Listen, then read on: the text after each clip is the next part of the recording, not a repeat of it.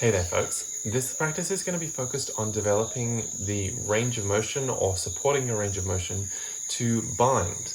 So we're going to need some blocks, 2 to 4 blocks, and a strap or something similar to a strap, okay? We're going to start prone, so come on down onto your abdomen.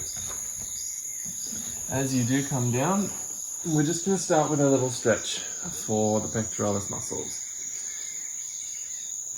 With that stretch, try to have your arm out at about 90 degrees from your body and have the elbow bent to about 90 degrees to begin with. And then we roll towards one side, giving the opposite side a little stretch.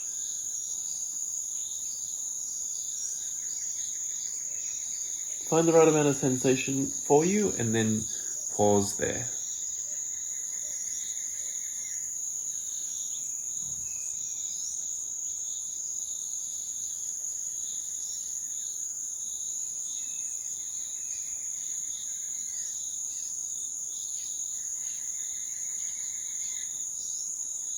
Just keeping in mind as well that because we haven't done any strength-based work yet, the muscles are somewhat cold, and so you might need to go a little bit less into the stretch than you may normally do.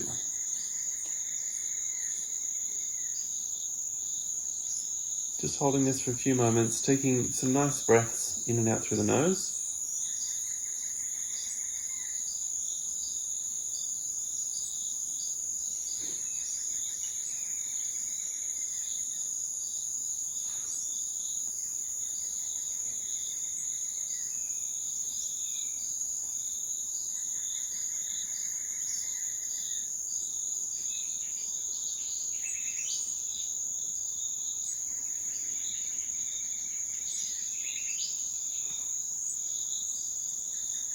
And when you feel that stretch change a little bit, as in you sort of settle in there and it doesn't feel as like it's as much sensation anymore, we'll release that and go to the other side. Arm out to around about 90 degrees, and the same at the elbow. And then roll.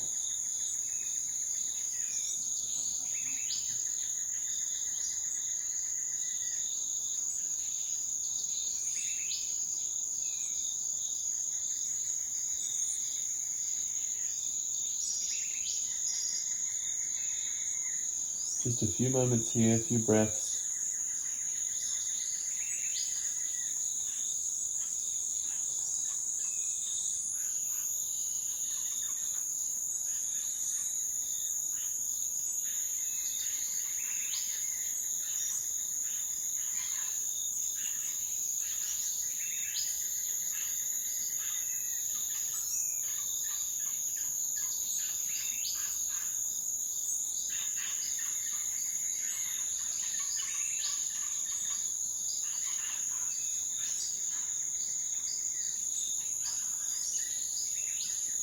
Paying attention to that sensation.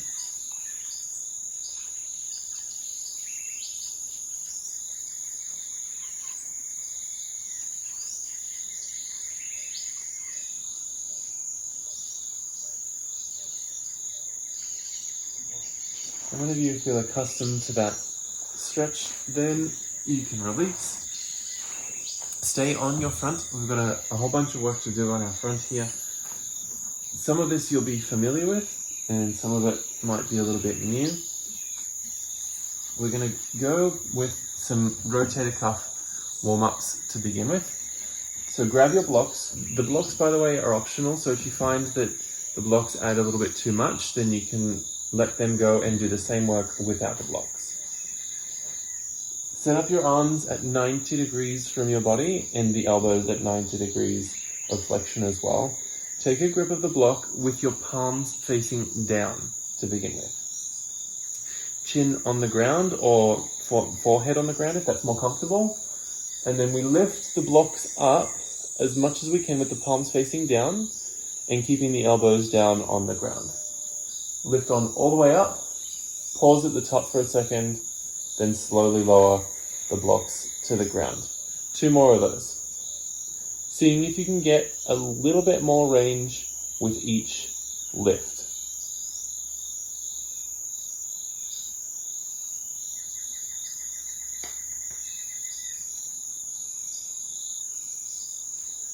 After those 3, we're going to turn the blocks and thus turn our palms to face in towards the midline and repeat. Lifting up as much as we can, keeping the elbows down. That's 1, 2 more.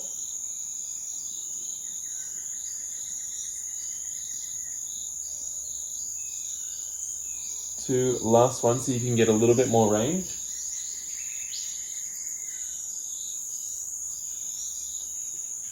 And 3, if you're struggling to get a little bit of air off the ground, you might also lie down on something like a bolster to lift your torso away from the floor a little bit. That often makes a little bit more space for you. Then keep the elbows where they are, but turn now the palms away from one another so the backs of the hands are pointing in. And we'll do 3 more. Lift. Try to keep the palms facing out as you do it. Pause at the top. Slowly lower. 2.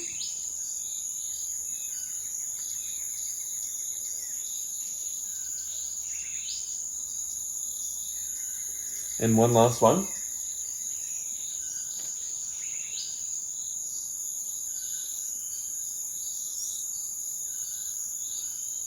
Once the blocks are back down, we take them down by our sides. This one is also where a support under your abdomen might be helpful additionally. This one in particular is focusing a little bit more on infraspinatus as one of our rotator cuff muscles.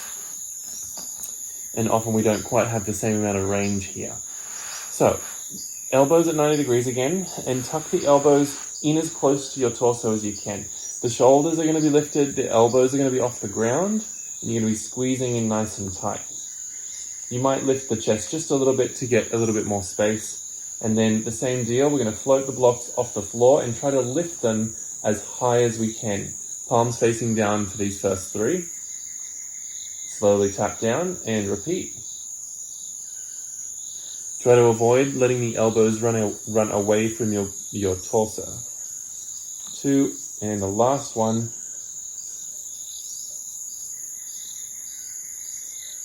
After those 3, turn the palms to face forward.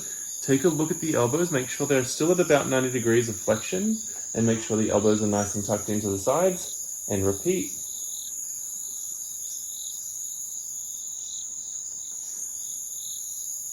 Pause at the top. 2, and 1. Then, after those 3, turn the palms away so the palms are now pointing down towards the feet. Check the elbows, make sure they're doing what you want them to be doing.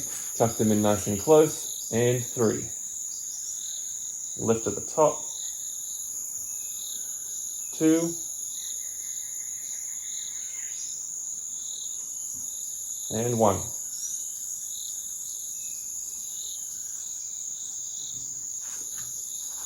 And then bring the blocks in front of you.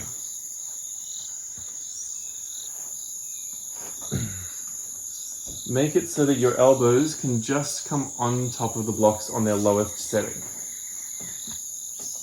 Bring your arms out in front.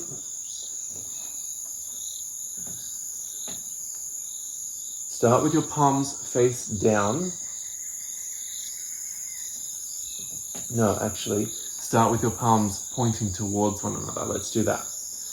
The elbows are on the blocks, and I'm going to get you to bend the elbows and reach behind your back.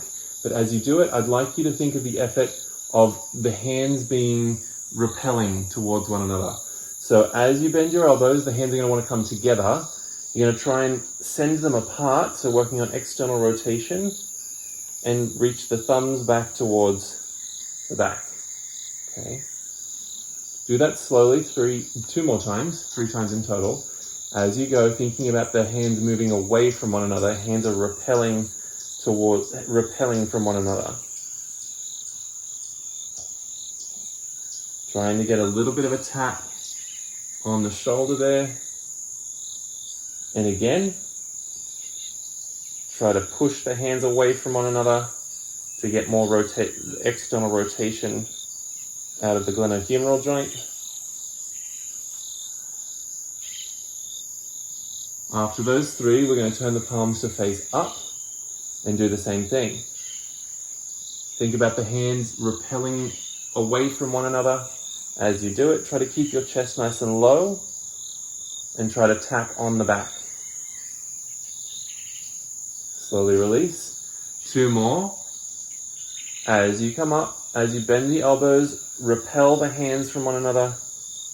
Keep the chest low and tap. Same on the reverse.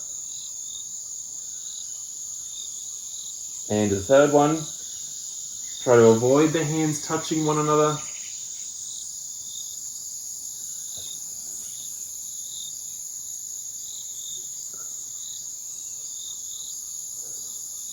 And then, of course, we have a third one, palms down. We do the same thing again. Just make sure your elbows don't fall off the blocks as you do it. Make sure the hands are pushing away from one another as you bend the elbows, and try to work the backs of the hands towards the back. As you release the hands back down, the same deal. Try to keep them away from one another. 2 more.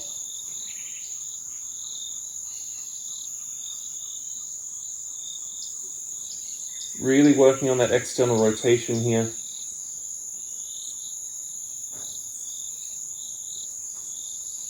Last one.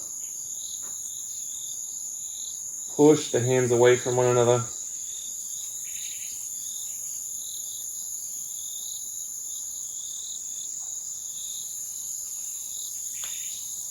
And then come off the blocks. Have the blocks out in front, accessible but not in the hands right away. Make sure your space is a little bit clear as well. Have your chin down on the ground, chest down on the ground, and we're going to lift the arms up off the floor, straight arms if you can, and then we're going to just hover them around close to the floor, all the way down and around to the sides. As you do that, you might find that you move into some internal rotation at the glenohumeral joint, and that's fine. Do a couple of those. See how far you can bring your hands above your head, maybe touch them together, and then send them back in the opposite direction. Just a couple of these, without too much focus on specifics.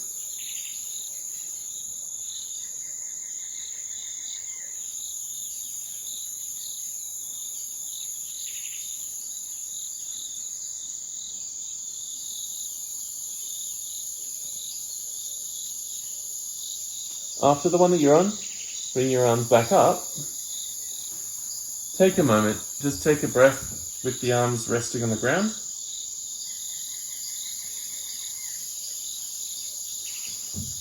And then take the blocks in your hands. We're going to do the same thing now with a little bit of weight, and also we're going to add in a little bit more specific dialogue around the rotation at the shoulder girdle. So as you have your arms out to a Y to begin with, lift them up and think about external rotation. So the palms are pointing in and up. Try to keep your chin down on the ground and try to keep that external rotation going as you bring your hands out and around towards your hips. Keep the external rotation.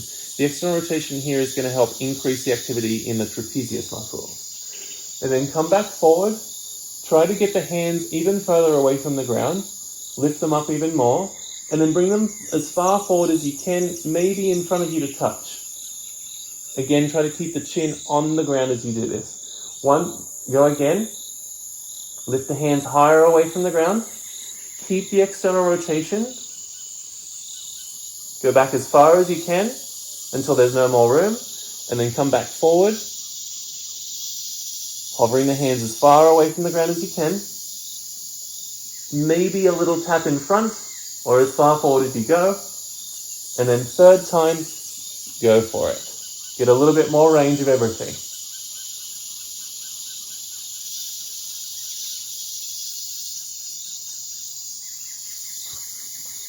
After that third one, set the blocks down for a moment. Take a rest. Take a few breaths.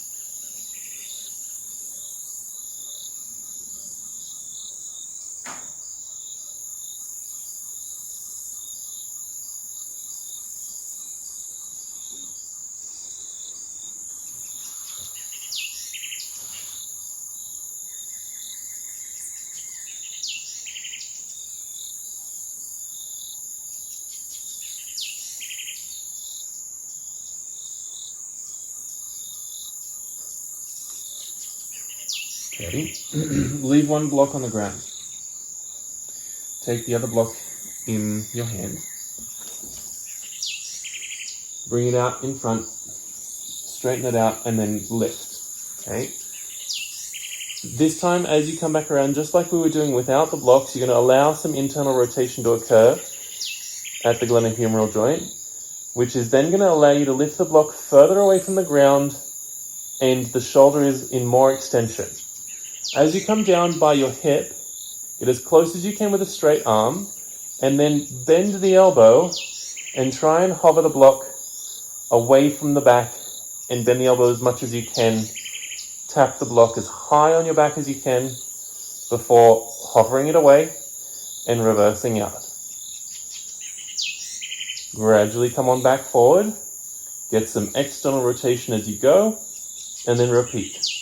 Take the block down and around, straight arm, get some internal rotation going.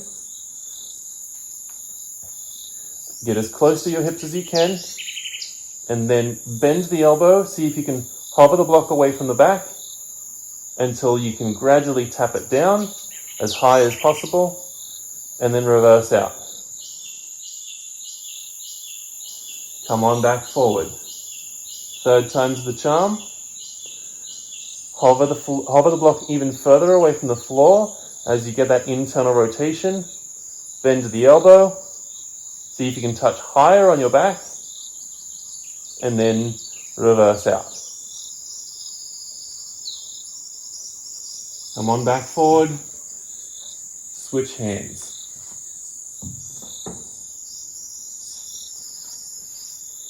Hover the block away from the ground. Reach it all the way around as you go, getting some internal rotation at the glenohumeral joint. Coming as close to the hip as you can, and then more extension, so lift the block even further away from the ground. Bend the elbow. Hover the block away from your back. Try to reach it as high as you can before you tap it down. And then gradually reverse out. Bring it back forward. Go again. Get some internal rotation as you go. Hover the block even further away from the ground. Bend the elbow. Try to touch the block as high on the back as you can before reversing out. Bringing the block back forward for the last one. See if you can get the block even higher. Getting that extra extension at the glenohumeral joint, and then reversing all the way out, setting the block down, and coming on up to a kneeling position. Take your strap or your belt, whatever you've got. We're going to combine all of those pieces just in opposite shoulders, okay? So take the strap in one hand up above you, just like we did with the blocks out in front of us. Think about bending the elbow and reaching the shoulder girdle into even more external rotation so that your hand can come further and further down your back. Wherever you get to there, pause. And then your opposite arm does the same thing that we just did in prone. Reach behind you. Try to avoid contact with the low back for now. And grab the strap. Okay. Wherever you grab the strap, I'm going to encourage you to try and pull the strap into two pieces for now. So pull on the strap. Just for a few seconds. And then relax and walk the hands a little closer towards one another. Now the hands are likely touching the back. Wherever you are, again, do the same thing. Pull the strap, try to rip it into two pieces. Opposing one another the hands. Keep going for another couple of seconds. Relax a little bit. Walk the hands along the strap. Go one more time.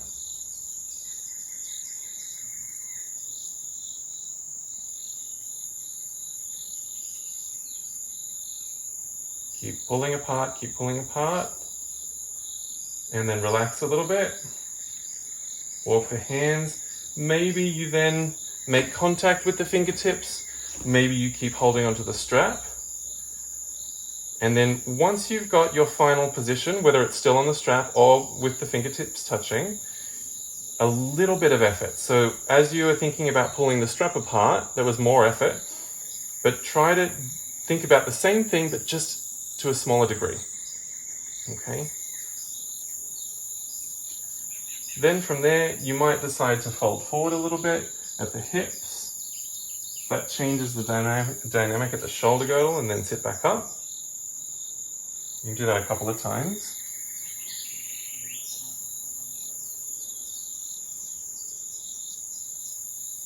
Still just a little bit of work, the hands pulling apart from one another. Just a small amount of focus there. And then gradually release that. Before we do the other side. As you release that, if anything in the joints feel like a lot of sensation, then go a little bit less into that range of motion the next time, okay? Switch sides. Opposite arm overhead. Think about pushing that hand backwards so that you get more external rotation at the glenohumeral joint as you reach the strap back and down behind you. Opposite arm comes back behind your low back in extension at the shoulder girdle, and just take a grip of the strap to begin with. Don't think about walking it up too much. Create a little tug of war, trying to pull the strap into two pieces.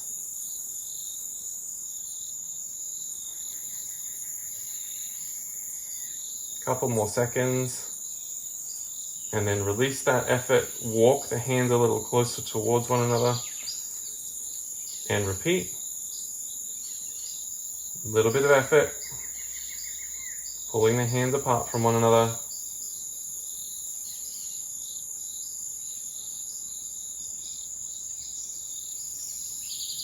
And then rest a little bit, relax a little bit, and go again, walk the hands a little bit closer towards one another.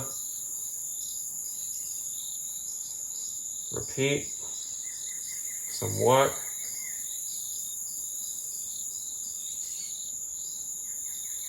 A little bit of PNF stretching or proprioneuromuscular facilitation. Release, and then find your final range of motion. Maybe the hands touch, maybe they don't. Think about a little bit of effort in that same direction of pulling apart. And then maybe tipping forward and back, or maybe just taking some breaths there.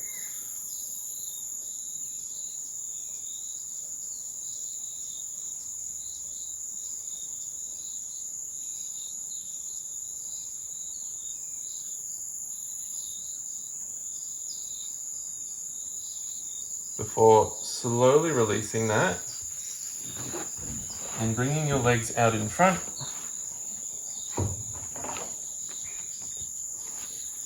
and opening the feet up nice and wide. So take a straddle seat.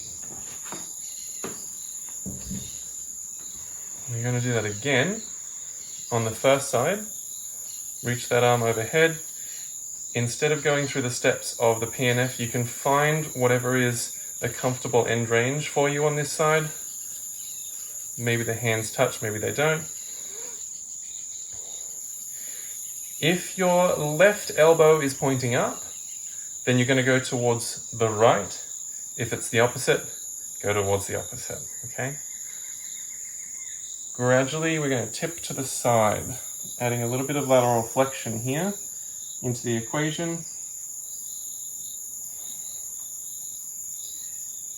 And find the right amount of range for you.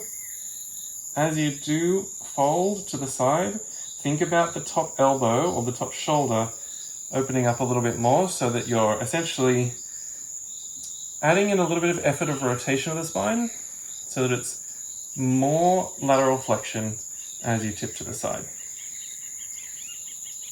You might decide to come in and out, or you might decide to sort of stay down there.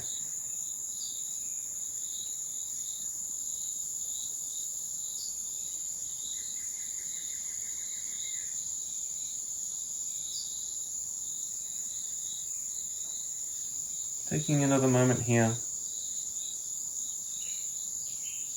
Still a little bit of effort pulling the hands apart from one another.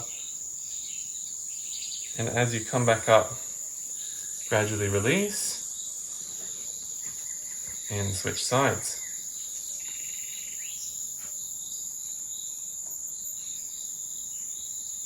Find your version of a bind on this side. Maybe it's on the strap, maybe it's gripping the hands. And then tip over towards the opposite leg to the arm that is pointing up.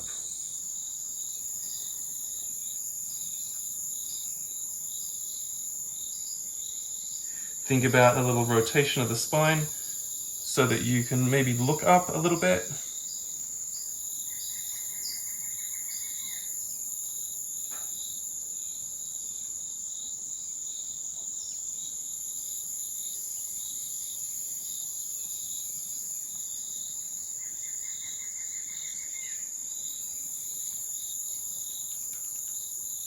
Maybe you come out for a moment and then back in, or maybe you keep moving in and out.